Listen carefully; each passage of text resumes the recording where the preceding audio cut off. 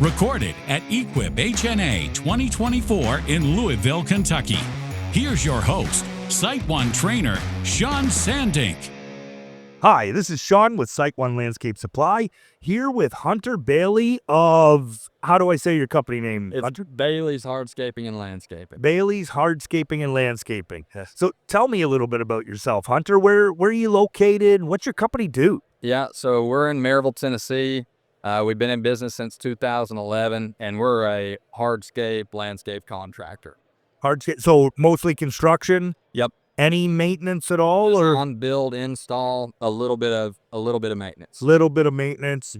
What made you want to get into landscaping? I started my company when I was about 14 years old, before I could even drive. We actually started as a lawn care company. Okay.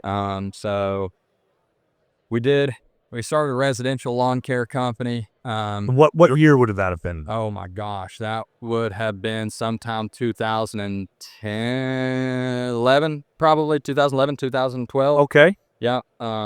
So I was 14 years old.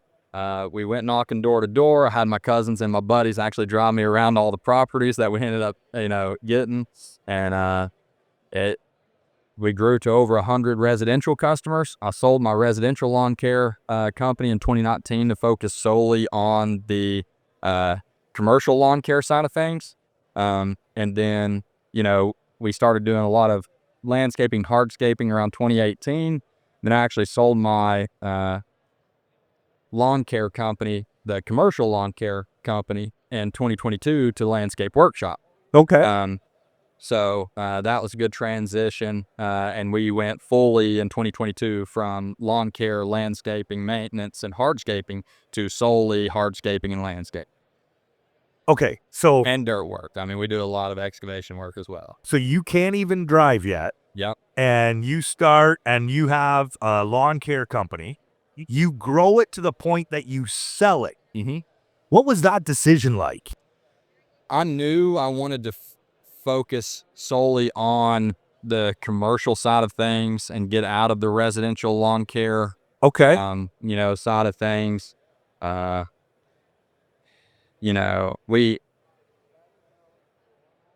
It was a decision that was honestly pretty easy for me. I knew that I wanted to really focus on the commercial side of the lawn care and also do a lot larger, bigger installs and focus mainly on, commercial. Gotcha. Yeah. Now, did you have a team at that point, or was it just you? No, we had a team of about 5 guys at that point. Okay. And then, Did you bring your team involved with the decision and see where did they want to see themselves, or was this just you focusing on that and saying, hey, no, this is the direction we're going? Yeah, I knew it was the direction that the company needed to go to be able to grow, Right. So I did talk to several of the guys about the transition. Everyone was good with it. A lot of our residential yards. You weren't nervous at all giving up something that you grew? I wasn't, just because we knew we had that upcoming spring. We knew we had so many more commercial, Projects. Yeah. So if it all worked out really well. And then you sold the business again. About 2.5 years later. How big did you grow it in that time? Like, how many projects would you have done in those 2.5 years? Yeah, I mean, for our lawn care side of things, we were, grossing, I would say, around $900,000 a year with between 2 trucks and 8 guys. Wow. Yeah, we ran all Exmark mowers. I can't say enough about Exmark mowers. They're the best. Little shout out there for Exmark mowers. Okay. Yeah, and I guess went from around 5 guys to around 8 full-time guys on the lawn care side of it. So now you're 8 full-time guys. You're 2.5 years in. Mm-hmm. And how did that decision come to sell again? Oh gosh. At that point, I knew I really wanted to start focusing our shift over to the hardscaping and landscaping side of things. So commercial or residential? Both, actually. Both. Okay. Both. So, So you wanted to get out of the maintenance game. The maintenance game and into the install game. And did you how are you going to get your leads for doing your projects? I mean, I already had a couple of guys. So while we had the lawn care business, you know, we also had the landscaping, hardscaping business as well. Right. You know, so when I sold the lawn care business, all those guys went to the company that actually bought the lawn care business from us. Gotcha. Then, I retained all. So your buddy was hardscaping guys. Oh yeah. Okay. Yep. Okay. So it's a great relationship all the way around. We had a really good relationship with everyone. I mean, we had at that point around 14 full-time guys with us. Right. And then now, you know, between our construction company and our hardscaping landscaping company, we have about 25 full-time guys. So you 5 to 8 to 25. Yeah, 5 to 8 to about 14, 15, all the way up to about 25 now. Right. Yeah. So tell me about one of your most successful projects you do now. Like if you're in the hardscaping, landscaping, what's one of these that I would say, hey, that's a signature Bailey's hardscaping and landscaping project. That's got his detail all over it. Yeah. I would say we're known for our natural stone work and paver work. We do a lot of really nice, beautiful boulder, like dry stack walls. That's kind of what we're known for in our area, is how beautiful our stonework is. But, you know, we do really nice paver work. We're going to get into installing some pools next year. You're going to add pools to We're going to add pools to our hardscaping and landscaping. Wow. Yep. Yeah, so that's pretty much the only thing we don't do. I tell people if it's on the exterior of the home, we do it. So outdoor kitchens? Outdoor kitchens, we've installed over 30-something outdoor kitchen areas. What about audio? We've only done one audio project, and it turns so far. Yeah, we do a lot of landscape lighting. We do a few water features here and there. We're not huge on water features. I would honestly like to install a lot more water features than we do, but yeah. So tell me about a project that went south. Something, a decision your worst, like one that you just wish you had a do-over. Maybe it was a conversation went bad. Maybe it was with a laborer. Maybe it was with hopefully not, but maybe it was with a product, but something that just went south. What's a do-over day for Hunter? Oh gosh, that's a good question. I don't know. I mean, we roll with the punches pretty easily. If there's something that, that happens, I feel like, hey, it's happened, it's done, but I don't really have anything that I can think of actually right off the top of my head where I'm like, that was just a terrible day, terrible install. I would say maybe I look back on it and say the first outdoor kitchen area I ever built. Okay. Myself, okay. Because they're pretty big undertakings. Oh yeah, you are, especially if you had never done it. Right. So I was big, get on YouTube, figure out how to do it, actually get in there, put your hands on the product, just go to town and figure it out, Right. And my customers trusted me, and they were like, hey, we've seen your other work. And I told them up front, never done an outdoor kitchen area before. Yep. So it ended up working out. It looked really good. There was a couple of seams in the outdoor kitchen area that now I would have never done. And I look back on it and say, it's beautiful, but those two seams kill me. Whereas, always stacking the block like this, where we had a weird angle that, the seams are straight up on it. And again, 99.9% of the people had looked at that and never noticed it, but me, but overall, I mean, I feel like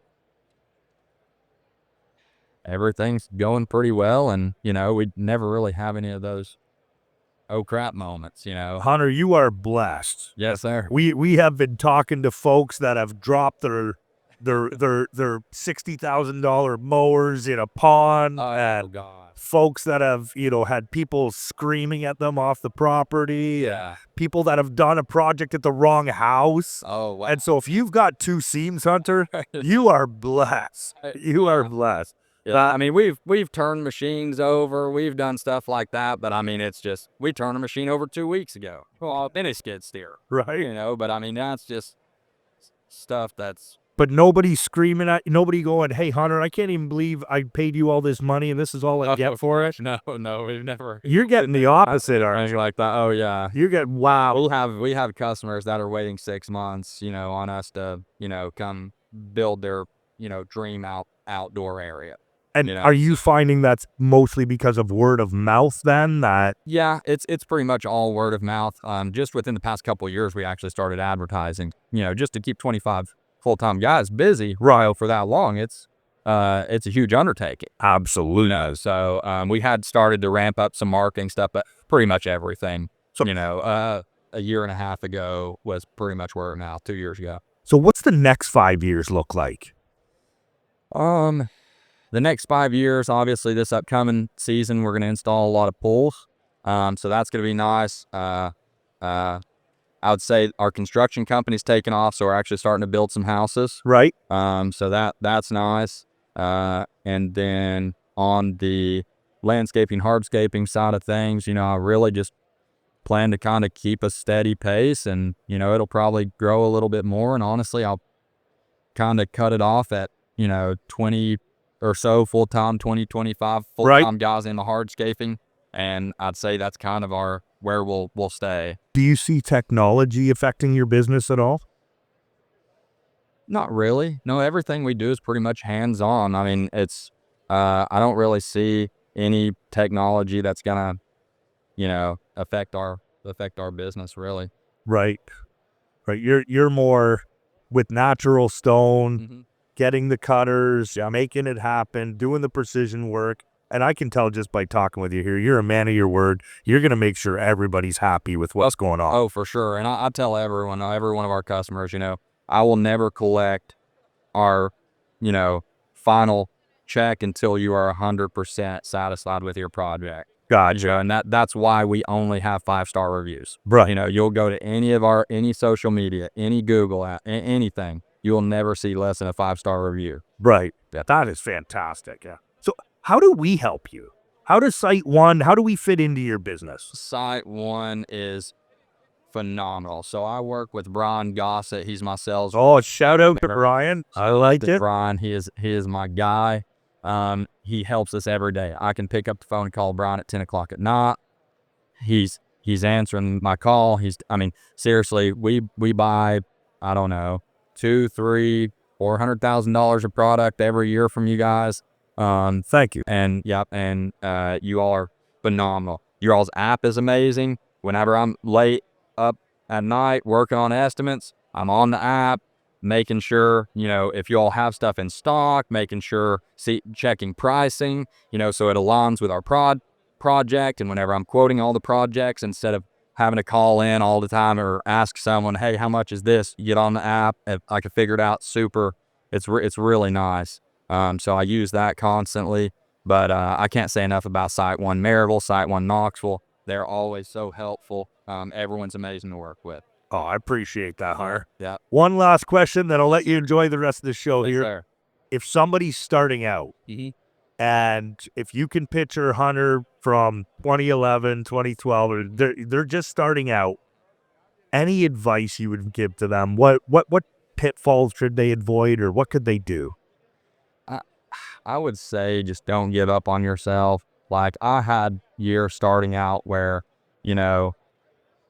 I was so close to just saying, hey, it's not going to work, like counts in the negative, it's starting out is one of the toughest things you can ever do, but you just have to keep pushing.